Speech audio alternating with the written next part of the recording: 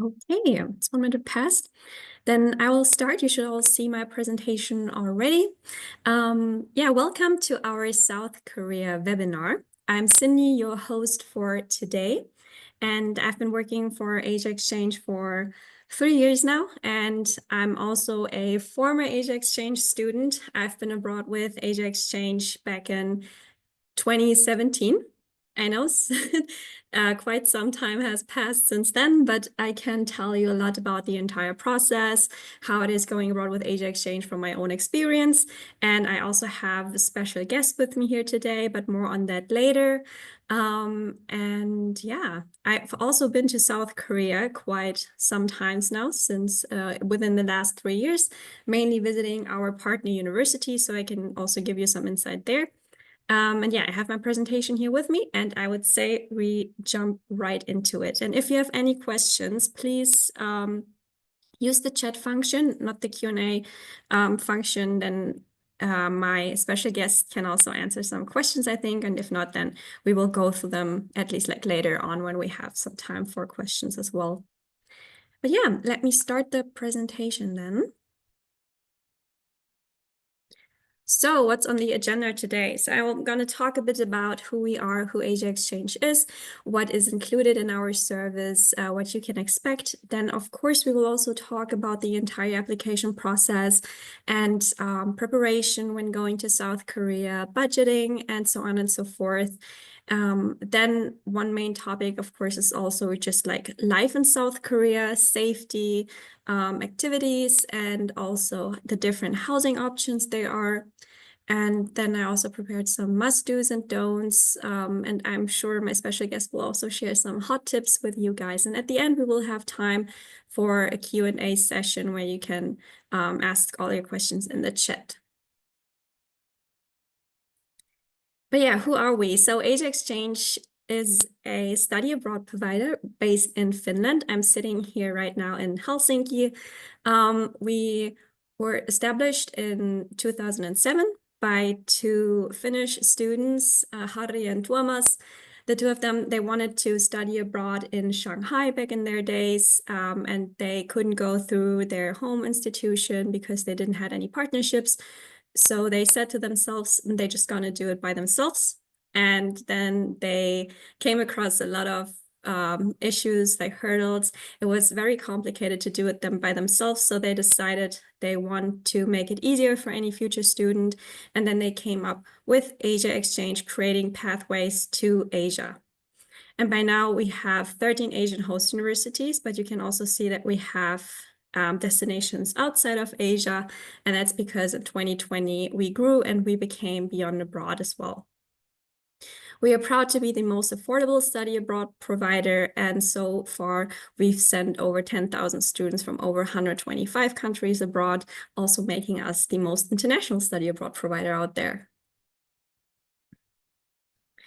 And we are here to support you. Your first touch point now is, of course, me, and you can always reach out to me with any of your questions. I'm happy to help.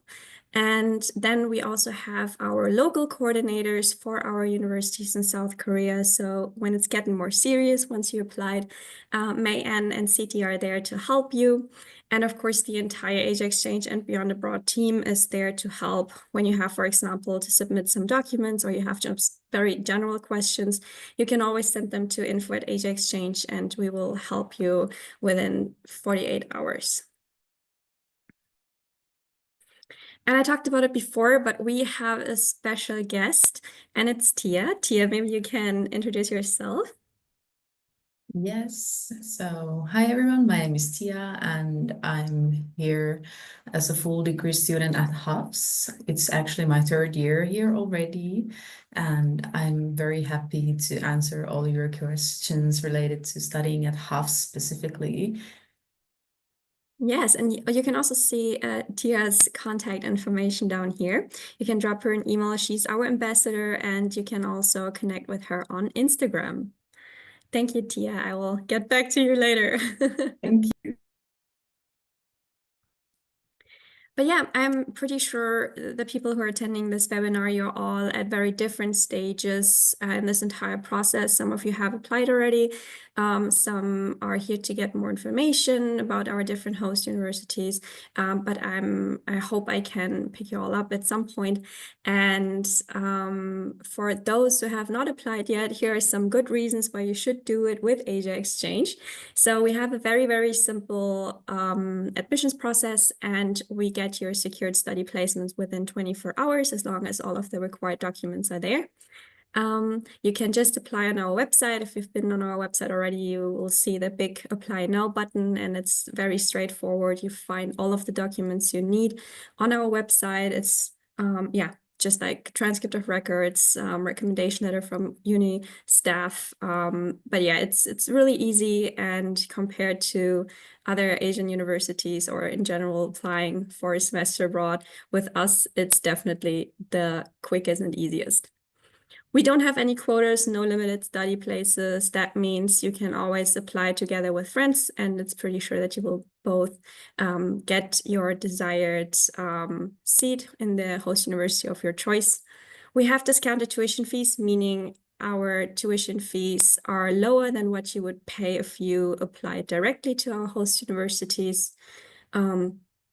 Another big advantage is that we have very late application deadlines. So in universities, it's often that you have to apply already half a year earlier or even a year earlier to go abroad. But with us, you can still apply like 3 months before the semester starts. We don't recommend it because, of course, you always have to think about your visa as well and other stuff to take care of before your semester starts. But just so you know, in case now you missed your home university's deadlines or you're still waiting, if you might get into one of your partner universities from your home institution, then just keep in mind we're there to help you, and we can still get you a study placement. All of our host universities are offering courses in English, and we offer like 70 different study fields. And so we're pretty sure we can find something for every one of you. And you can do up to 36 European credit points at our partner universities. And very, very important, the last point, we have the study abroad expertise. As said earlier, we are doing this since 2007. So yeah, we are well prepared for all of your questions for all different cases and scenarios. We are here to help, and we also have local presence. I said I'm here in Helsinki, Finland, and that's where some of our staff is located, but I'm actually from Germany, so we can also assist you in your mother tongue. We have a colleague in France, we have staff in Asia, so yeah, we are happy to help you in different languages and around the clock. Now, about going abroad with Asia Exchange, regarding our service, before the study program, you can always reach out to us, and we give you free counseling sessions to find the right host university for you in South Korea. We can also give you tips on funding. We are the middleman, so we are all the communication goes through us. We have the simplified application procedure. We will also help you throughout every step. As said, you can find all the documents you need to apply on our website. And if you have any questions about these documents, then you can also just give us a call or write us an email, and we will assist you. We will send you the acceptance letter. You will need that to apply for visa or for some scholarships, for example. And we are also there to assist when it comes to applying for visa. And pre-departure, we will also host webinars to get you well prepared, and we will share some information about the destination, about the study program you applied to, course registration, and everything you need to know. On site, we have the orientation session. It's like 1 day, and we will also give you room to connect with your fellow students and other international students on site. Then us or our host university or partner universities are organizing some charity visits or company meetings in case you want to network and expand your portfolio of professional contacts. And then we also offer customer service around the clock, and we have on-site representatives as well at all of our host universities. Once you're done and you come back, we will just collect some feedback from you. We always want to improve, of course, and then we will send you the most important document, the transcript of records, so that you can get your achievements also credited at your home university. But yeah, study abroad preparation, especially regarding South Korea. So what are these steps? First of all, it's very, very important that you apply. And for that, please make sure to do some research on your own as well about our host universities, where they're located, and look at the courses they're offering and finalize the application. As said, you can have counseling sessions with us. We can tell you about the different destinations, and I will also tell you a bit about it now during this webinar. But maybe you have very specific questions or whatnot, then of course please reach out and we will help you to really find the best and most suitable destination for you. Regarding course accreditation, so once you've chosen your host university, make sure to go through the course list once again. And most universities have like some sort of learning agreement. So you have to talk to your faculty coordinator and make sure that the courses you picked will also be accredited at your home institution.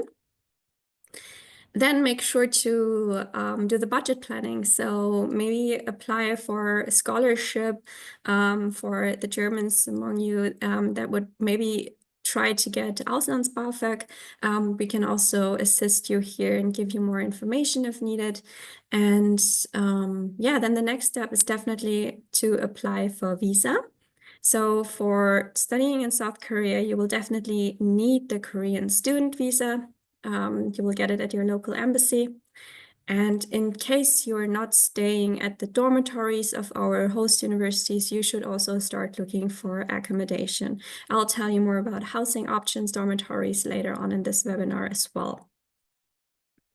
And then before it all starts, make sure to also take care of insurance and other travel arrangements, meaning book your flights. They're crazy expensive currently, so make sure to book them earlier than later, because it just gets more expensive the closer you get to the semester start. And get your health and travel insurance. And if you're staying at one of our dormitories, then please also complete the health examination form. You will find more information about that on our website as well. But it's basically a tuberculosis test. And easiest is, of course, to just do it in your home country. But in case you're missing that, you can also do it on site in South Korea. But talking about pre-departure preparations, if you feel like you need a little more support, we can recommend Ready Set Korea. We are working closely together with them. It's a partner of ours, and Anaïs is the one who would help you, a really lovely French woman, and her mission is to empower and guide foreigners in South Korea through personalized preparation and support plans. And she is ensuring that everyone has a smooth and worry-free experience. And this is especially for those among you who might not want to stay at a dormitory.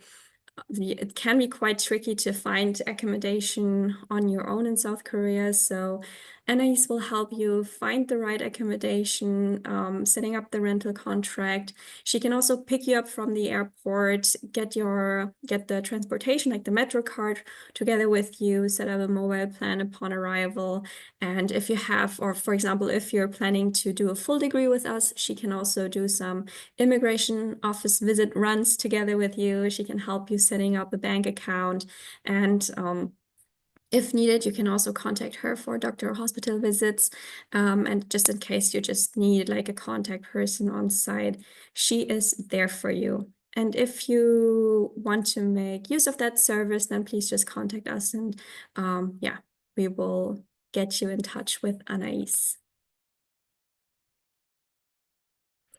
But now the most important part, our partner universities in South Korea, and here's a little overview. And here we have, first is the Hankook University of Foreign Studies.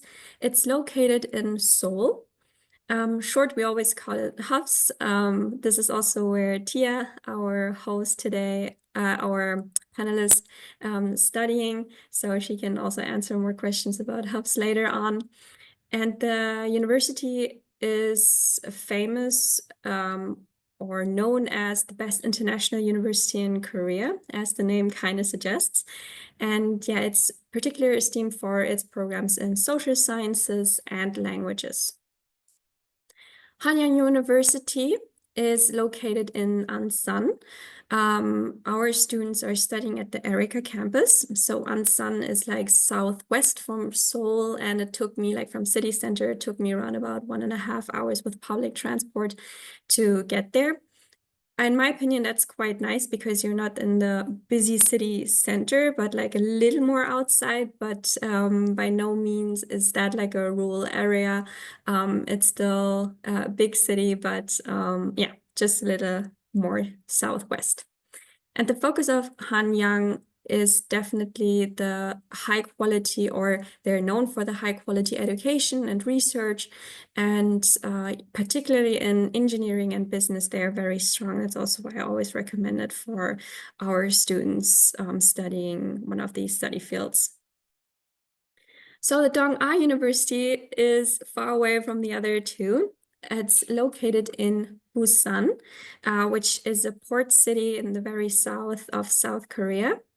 And this university offers a smaller portfolio for our students in terms of courses and study fields. It's mainly for undergraduate business students, but here I would say, don't get me wrong, it's a great university, but what is really attractive here is definitely the location. So you get best of both worlds because Busan's beaches are amazing, and the cultural scene is also really cool. It's a really vibrant city as well. And yeah, if you're maybe more into the beach life, then this is the one for you. Looking at our partner universities a little more closely now. So we're starting off with Hankook University of Foreign Studies. It's a very prestigious university. You can do up to 30 ECTS here. They offer bachelor and master level courses. They also have full degree studies on bachelor level and under the division of international studies. The semester dates for all of our partnering universities are quite the same. It's always September until December, and the application deadline for the next upcoming semester now would be end of May, so you still have some time to think about it. The study fields, you will see on the next slides that they do not vary a lot, but as said in the slides before also, they just have very different focuses. But here you can definitely see that they have the most basics covered, like business and law, economics. You will find also courses in engineering. And then what they're really strong in is languages and social sciences, natural sciences, international relations and politics, and history and philosophy. Hankook University of Foreign Studies is also offering the International Summer School. So if you have nothing to do during the summer and you maybe want to get some credits, then I can recommend you the summer school. You can get up to 10 ECTS. It's unfortunately only bachelor level courses and mainly focusing on anthropology, cultural studies, Asian studies, and international business. And the application deadline is coming up. It's end of April, so make sure to apply in case you're interested. Moving on to the next university, the Hanyang University. As said, this one is in Ansan. It's also a very prestigious university. You can also do up to 30 ECTS here, and they have bachelor and master level courses. It's very interesting because they also offer gap year programs. So in case you're still in high school, this might be an option before you start your proper studies here or like in your home country. Or if you're in between bachelor and master, this would also be a cool option. And they also offer full degree in economics or business administration. As said, semester dates kind of the same. And application deadline, you have a little more time. Here it's end of June. And the study fields, we have the basics covered again, business, economics, then engineering and physics. They also have journalism and mass communication, language and culture, computer sciences, and many more. So this is definitely the university with the biggest portfolio. So please make sure to have a look on our website and look at the different courses they are offering in the different faculties. Last but not least, the Dong A University in Busan. It's a private university, and there you can get up to 30 ECTS. As said, they have bachelor level courses only in business and management.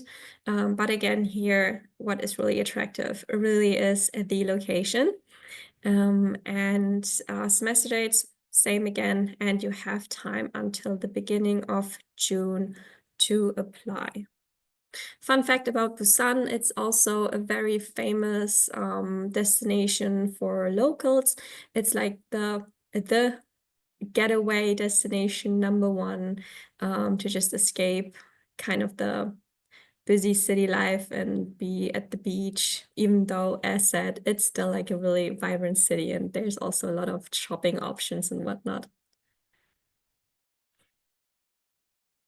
But yeah, talking about life in South Korea, here's also the map of South Korea, and you can see Seoul up here. Hoops is pretty much really in the city center, while Hanyang is in Ansan. I try to mark it down here. As said, it's like 1.5 hours with public transport from city center down there.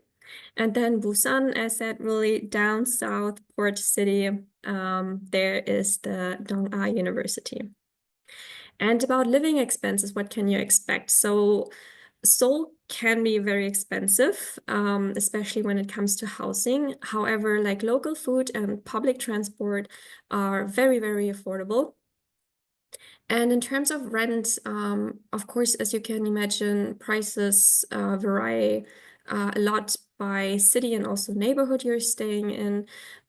Seoul definitely has higher rents, especially in those very, very popular areas like Gangnam and Hongdae. So we would always recommend staying, or like in student areas or just outside of those really trendy districts. And what can you expect? If you're not staying in our dormitories, then you can expect to pay around $1,000 for like a studio apartment. Yeah, that's also one of the reasons why I'm always pushing for Busan as a study abroad destinations. There you will find very affordable housing options outside of the dormitory, which can be around like $500 for a single studio apartment in popular beach areas even. Regarding housing options, so common accommodation include like shared apartments. That's also a thing in South Korea, especially among international students. And then, as mentioned, the university dorms, like all of our partner universities are offering university dorms on campus or then off campus, but really not far away from where the classes are happening. And these are really, really affordable. So for the entire time you're staying there, you can expect to pay around $250 up to $500, depending on which dormitory you're staying at. But yeah, as you can see, it's a big difference and it can be very affordable to live there then. However, a big like downside is that the dormitories are shared rooms, so you will have a roommate. Just make sure that you're comfortable with that. Regarding getting around in South Korea has excellent transport system. I can tell from my own experience. It's really easy to get around with subways and buses, even if you're not familiar with the Korean language. Everything is in English as well. And yeah, it's just very simple. And throughout the entire country and different cities, they use the T-Money card, like that's their local metro card, where you can charge up some money and then you just tap in, tap out, and it's really, really easy. And then regarding popular areas in Seoul, I'm pretty sure Tia can tell you a lot more about these, but where I like to stay as a tourist at least is in Hongdae and Itaewon. It's like very trendy locations with a lot of cute little alleys with like shops, and yeah, you can go crazy on shopping there. And hotspots in Busan are definitely all the areas around the beach where our students like to hang out during their free time. And then here are just some hot tips on what to do in South Korea. So regarding leisure activities, I was mentioning it before. There is, of course, like skincare shopping and whatnot are very high up on the list for our students, but Seoul has very amazing palaces and traditional villages which are worth visiting. And then, believe it or not, it's very hilly, so you can also go hiking. That's what I really enjoyed doing there, especially on sunny days. There are really nice treks and national parks to explore. And then the Korean cuisine is, of course, also one reason why people love to go. Try Korean barbecue, it's really amazing. And yeah, just enjoy the city life. And then for Busan, you definitely, if you're into seafood, try the seafood there. It's really amazing. Enjoy the beach life, and then maybe also go island hopping. As said, it's a port city, and you can really get around there with the boat.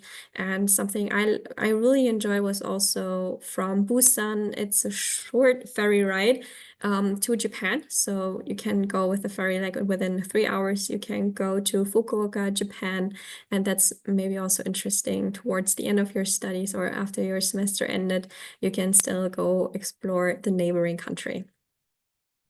Regarding do's and don'ts, just make sure, like, it's mainly common sense, but in South Korea, they really respect the older people. So make sure you do this as well. In public transport, for example, when there's no free seat, then make sure to stand up if there is like an older person entering. Don't speak loudly in public transport, and do the slight bow as a sign of respect when you interact with people. And maybe also learn some Korean.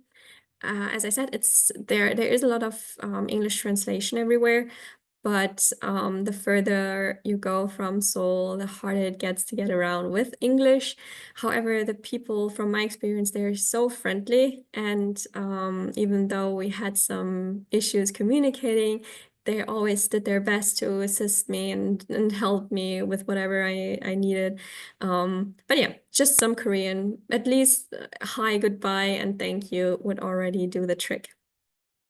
But maybe Tia has also some more hot tips for you. Tia, can you maybe tell the audience what is your go-to, or what do you recommend people to do when they're coming to South Korea for the first time? Yeah, definitely. To your phone, download either Naver Map or Kakao Map. Also download Kakao Talk because like all the communication is through that app. Also, what I recommend as well is downloading Naver Dictionary because you can get into like this Papago translation app that's a little bit better for like translating into English to Korean than just Google Translate. Those are probably my most used apps right now on my phone because they're just super convenient, especially Naver Maps, because like if you want to travel around, it actually shows you like when the next subway or bus is coming and gives you a lot of different options for different routes to take, like what is the fastest and most convenient. So I can't recommend enough to downloading that app. It's such a lifesaver. It is. I was quite surprised when I first traveled and I noticed, okay, Google Maps is not really working. But yeah, we will also Yeah. mention all these apps during our pre-departure webinar.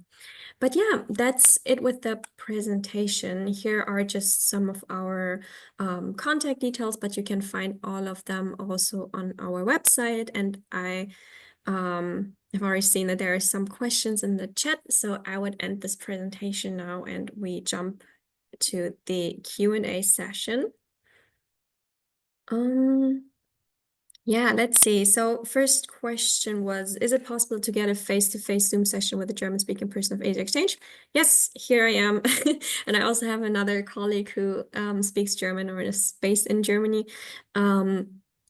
Just when you write info at Asia Exchange, for example, now that the email address is showing here, you can write them and just say you want consultation in German, and then they will forward you to me, or you write to me, to my email directly.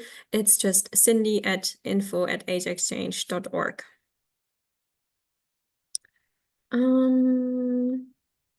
Then the next questions. When you say the university dorms are shared, do you also mean the bedroom? Yes, it's so that the dormitories, you have shared rooms, so you will have a roommate. You will both sleep in single beds in one room. Um, I saw that there were accommodations provided to international students going to Hanyang University. Is it 100% sure that we can get one? Yes, so far we haven't had to turn a student down, so we have the capacity to place all our students. Yeah, and usually how it goes is, so when you do your application through us, you can already say that you want to stay at the dormitory, and then you can, or you get the acceptance. And when you arrive in Korea, like 2 days, or it depends on the university, either 1 week or 2 days before the semester starts, you can move into the dormitory.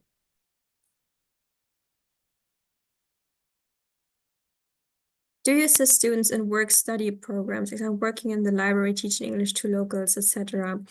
This is not one of our services that we offer, and also depending on the student visa type you're getting, and I think for South Korea, it's not allowed to work. So be careful when you want to study and work, because there are restrictions when you are traveling on, when you are there with student visa. Are there any specific sites for finding accommodation in Korea? Tia, do you have maybe any recommendations where students could look for accommodation? Well, from my experience, a lot of people first, when they come here, book like Airbnb for like a week and actually check out like places when they are actually here, because the issue with like getting an apartment in Korea is that when you look through like websites, it's often not like the pictures are not the reality. So you might actually want to do the searching here. But I personally stayed in a place called Mangrove. It's like a co-living place, and they also have like very good services in English, and their facilities were actually pretty good. It's a little bit on the pricier side though, but that's probably one of my recommendations. It's also like very popular amongst exchange students and also students that are living here for a longer time. Mm. And I'm mentioning it again, Ready Set Korea can also help with finding the right type of accommodation and signing like any rental contract. And Anais working for Ready Set Korea. She is on site in South Korea. You can also check the apartment if this is one of your concerns. Yeah, so if you need more information on that, just shoot us an email and we will get you in touch with Ready Set Korea. Are you also able to help with Auslands-BAföG? This is a very specific question for our German students. Here, I would again just recommend booking like a counseling session, or just writing to info@asiaexchange and tell that you need some assistance there. But usually it's nothing that we have in our hands, so you have to go, usually like your home university has some office and they advise you on Auslands-BAföG and give you all the documents you need. But of course we can assist you when it comes to what documents do you need from our end, the acceptance letter and so on and so forth.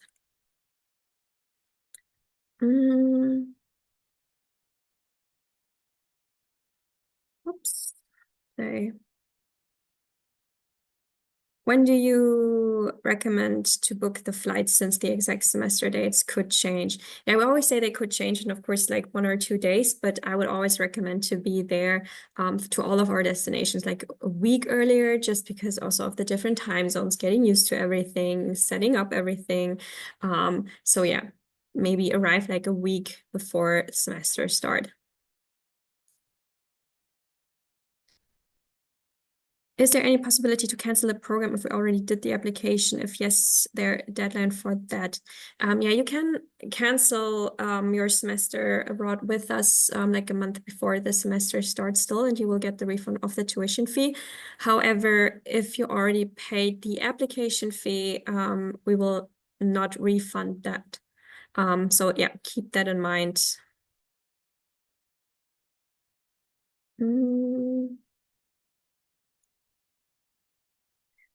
I read that you need to apply for health insurance in Korea when you stay longer than 6 months next to the health insurance from home. Is this right? Tia, did you get another Korean health insurance? So basically what I got is the national health insurance. So if you stay here a longer period of time, you are pretty much automatically registered into the national health insurance and you just pay the bill when it comes. Like you don't need to apply like specifically on your own. They will see that you're here for a longer time, and then they will just send you the bill. They will find you. They will find you. But Can you tell it's us? more on the like the other way around. Like if you're here for a shorter period of time, you probably want to contact them that, hey, I'm here for like shorter period of time and I have my own insurance, so you're exempted from it. Like it's that way, actually. Okay. And can you tell us how much you paid for or how much you're paying for the? It's right now, it's like automatic payment, so I don't Okay. remember exactly. Okay, but it's not a fortune, so it's Yeah, it's not a fortune. It's maybe is it even 50 euros per month? okay. But it covers pretty much everything. Mhm. Like you can even get like acupuncture, and the health insurance covers it. I am using it actually quite a bit. I mean, if it's covered, then why not? Okay, another new message. How would you describe the life at Erica campus? Do people usually stay on campus or do they go to Seoul for free time activities? So you're not studying at Hanyang, but maybe you can still say something about Seoul City Center, and I'm pretty sure you also traveled a bit around Seoul, no? Is there? Yeah. Okay. Yeah, of course, I've been traveling around and I've heard about people that have gone to Hanyang that like it takes quite a bit of time, obviously, to like travel from there, but usually your free weekends are going to be free and you want to explore Seoul. So in that regard, it's not too big of a distance. And well, I'm obviously staying at Hubs. I'm living outside campus, but again, weekends are free. I'm going to go around the city, and but there's also a lot of activities usually on campus, like a lot of different student clubs, usually sports facilities.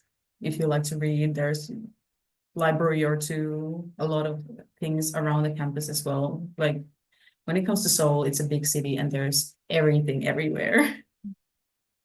Yes. And also, when you travel from Seoul City Center to Ansan, for me, it was a very convenient ride there. So I'm from Berlin, and it's also with a lot of European cities that are quite big. You also need to get just around that one city. You will need like an hour to get from one end to the other. It's quite this, it's kind of the same. And then still like Ansan has a lot of great things to offer as well. So it's not like you want to escape from there or anything, as Tia also mentioned. There's a lot to do. So yeah, I hope that answered your question.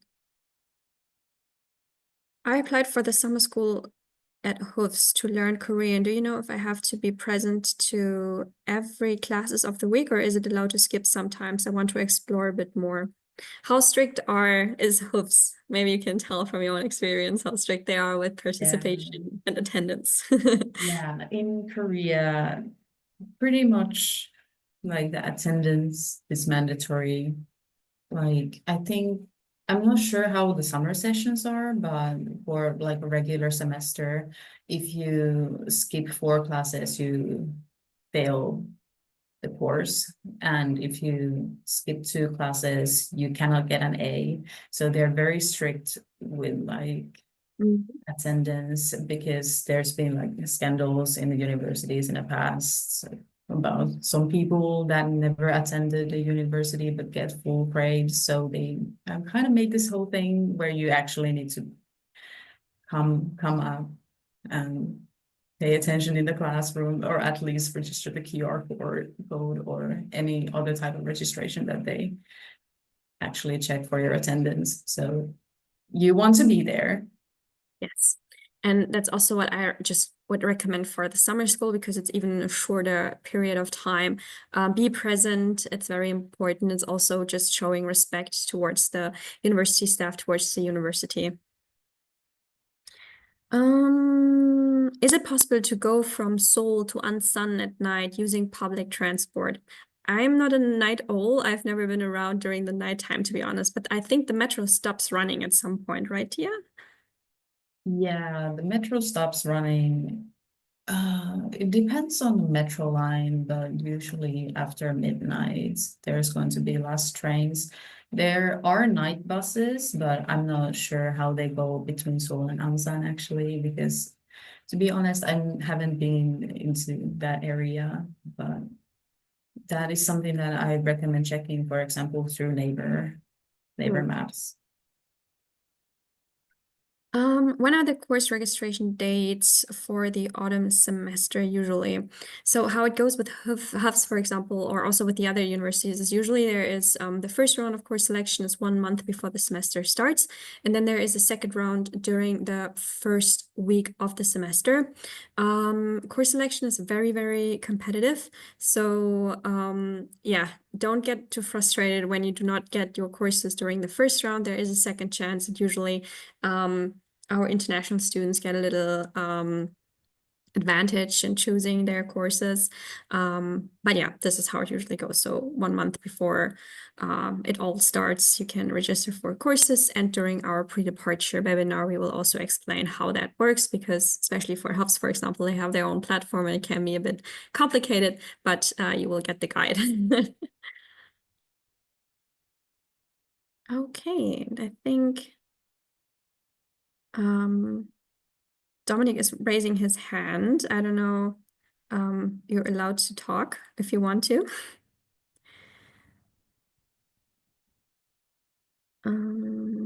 What other questions are here?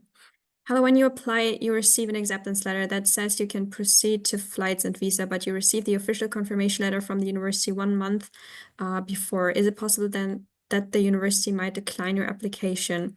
No, we at Age Exchange, we have the right to accept students on behalf of our partner university. So with our initial acceptance letter, you're good to go. And as said in the document, you can start applying for flights and visa.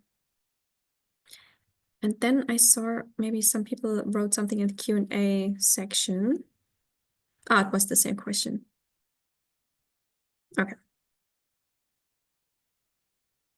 Ah, okay, Dominic. All right. Sorry.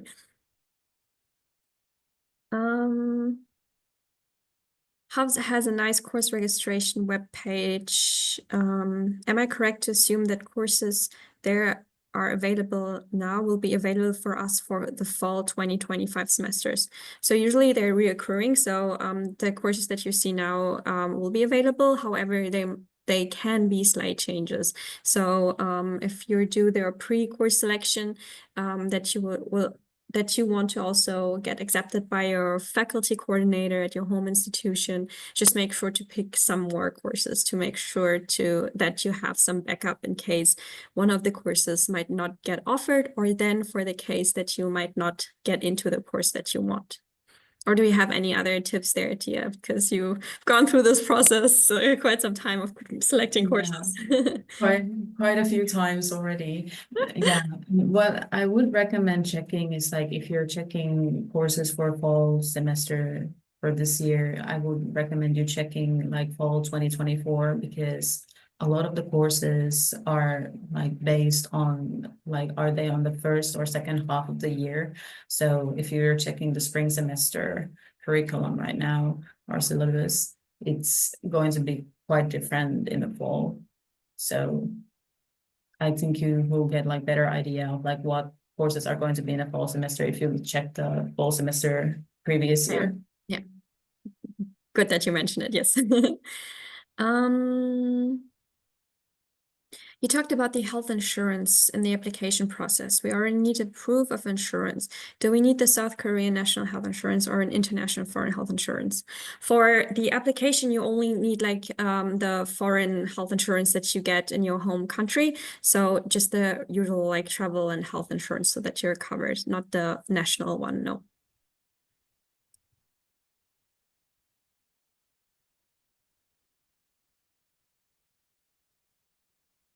Hey. It's getting a little quieter in the chat, or maybe someone's typing.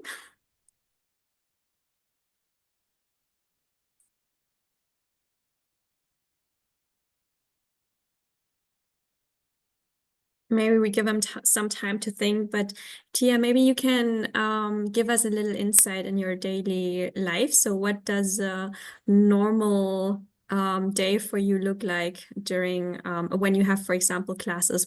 How do you what do you do? What does a day in the life of Tia look like? Yeah, of course.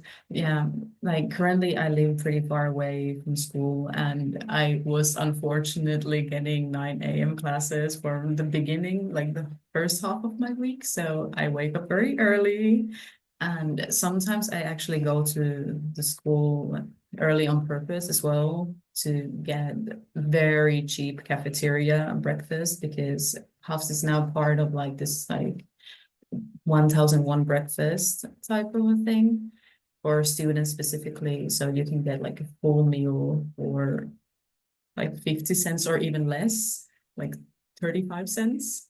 So that's what I've been usually doing.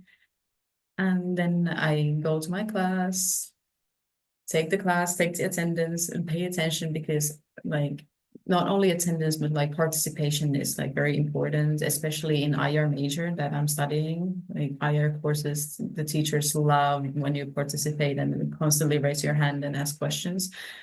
It's so like there's a lot of like conceptions that in Korea it's like very teacher led and like you're just paying attention and listening to the lecture, but especially in IR, it's usually very like interactive.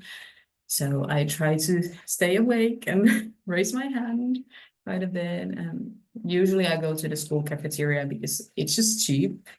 But sometimes there's a lot of like different restaurants around the area, like very close to the campus. So sometimes I might just not feel the cafeteria food and just go to another restaurant nearby. Also very affordable. Usually you can get a full meal with like 7, 8 euros or even less.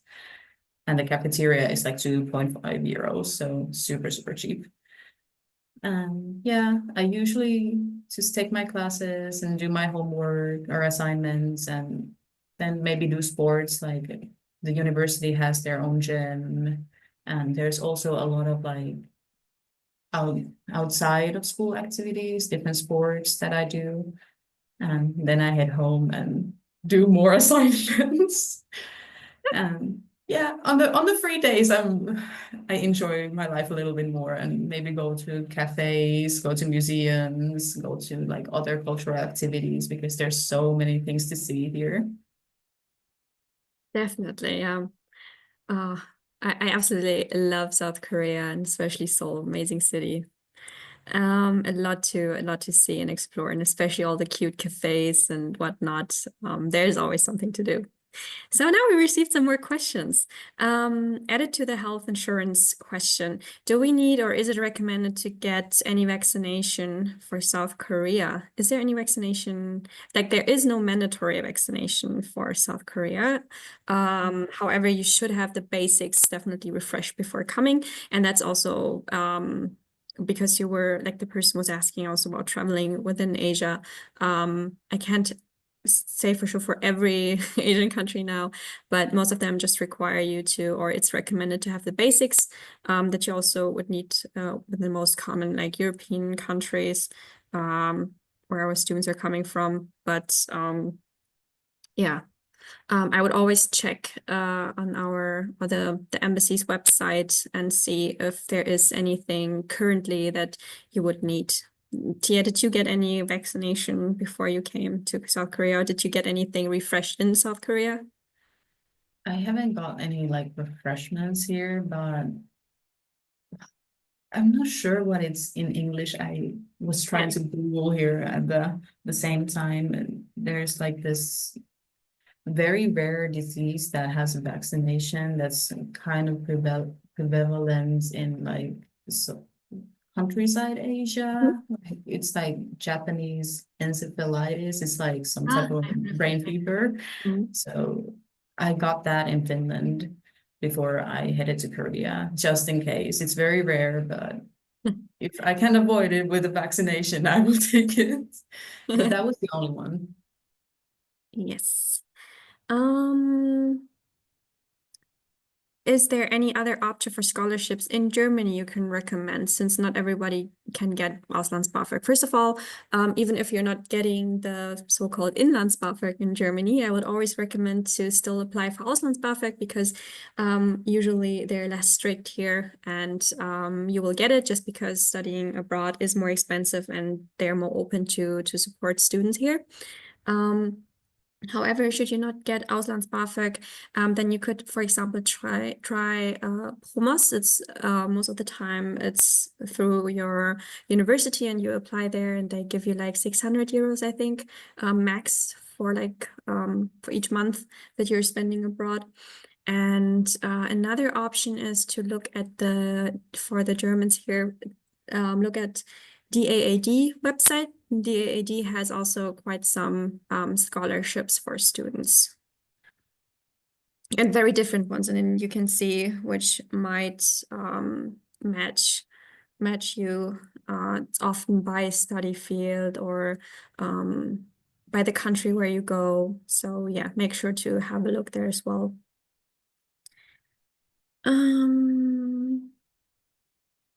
Is it possible to take courses of different majors, saying I'm doing international studies at Hufs, but some of the courses there are already, I already had at my home university. Is it possible to also do courses from the business administration major? Usually they crisscross, choosing from different faculties for most of our other host universities is allowed. Tia, do you know how it is, especially for Hufs? Can you choose courses from different faculties? Yeah, like my major here is international studies, and it's actually for full degree students, it's kind of mandatory to take courses outside of your major because how the degree is structured. But some of the majors might have some restrictions, but you can see them in syllabus already. Like there might be some mandatory courses, for example, business administration, that they only allow for those students that are business administration majors, but you can definitely see it beforehand, and in the course registration, it will not allow you to take it anyways if there is a restriction. But usually they are quite free. For example, I'm taking Swedish from the Scandinavian major, and I'm taking like EU major courses before, but yeah, I would definitely recommend checking the syllabus and just making sure that there is no restrictions. They are pretty straightforward with it. Any other questions?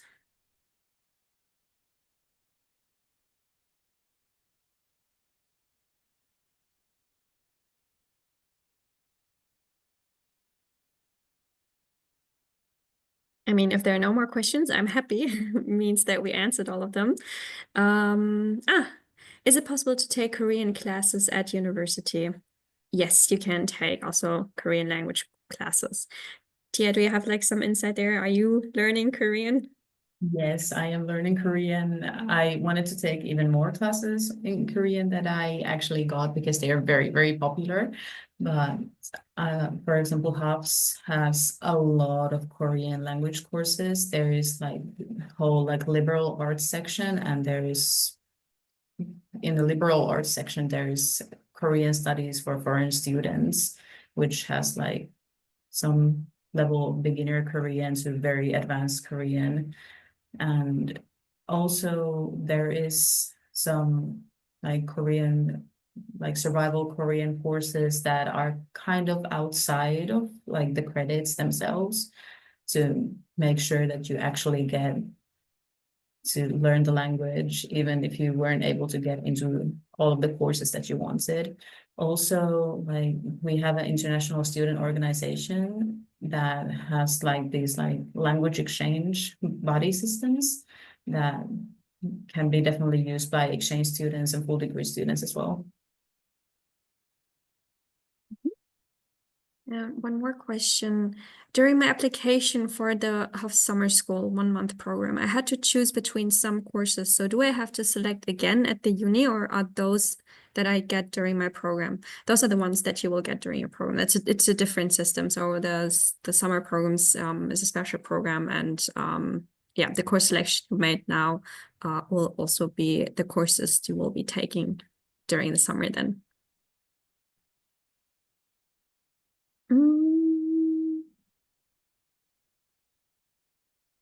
Yeah, we have 3 more minutes. So you have time to ask more questions. But as I said, you can also just contact us later on or connect with Tia. Maybe Tia, you can write in the chat again your email address or your Instagram so that our attendees can reach out to you. Are you sharing like pictures from South Korea on your Instagram? Are you very active there? Yeah, I'm very active on Instagram. I Good try to to know. post on my stories and on everything else. So feel free to check my Instagram. I will write it down here.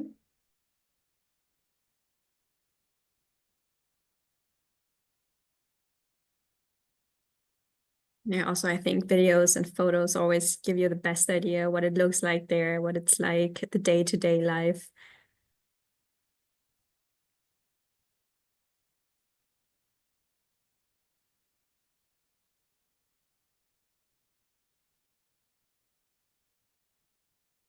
Thank you, Tia. No problem. I usually tend to like answer very fast, no matter like if you contact me on Instagram or my email, I'm chronically online almost. So yeah, if you have any questions afterwards, just feel free to reach me. I will answer as soon as possible.